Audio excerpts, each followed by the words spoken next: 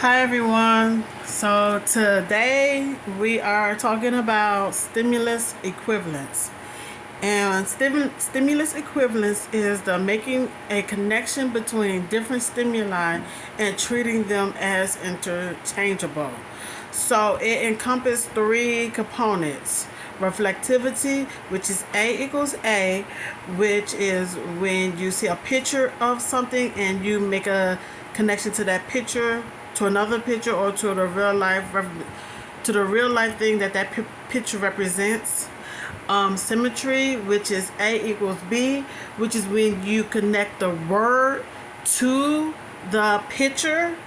And then transitivity, which is A equals C. So that's when you connect A to B, then B to C, and so must be A must be C also. So that's connecting the word to the picture to the real life representation, and then the word to the real life representation, um, or to the sound of the word.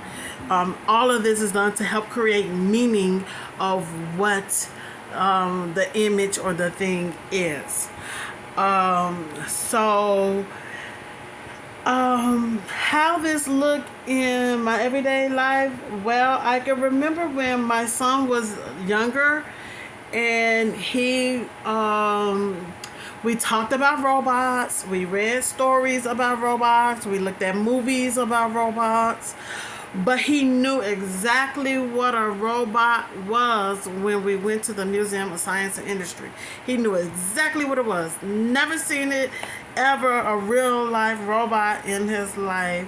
And when we went to the Museum of Science and Industry, he knew exactly what that robot was based off the readings and the use of the words in our language, in our discussions. And just looking at pictures of it. So he knew what a robot was. I'm also thinking of a time when I was reading to my students a book about leaves. So I kept reading the word leaves, kept pointing to the pictures of leaves. And shortly after we read that book, we had outside time. And as soon as we opened the door and went outside, all of my students saw all the leaves. They noticed all the leaves on the ground, in the trees, all the leaves. And it was like everyone, all the teachers, everyone, we laughed because they never paid attention until I read that book. And then they noticed, oh, look at the leaves, and all the different shapes and sizes and colors. So that was hilarious.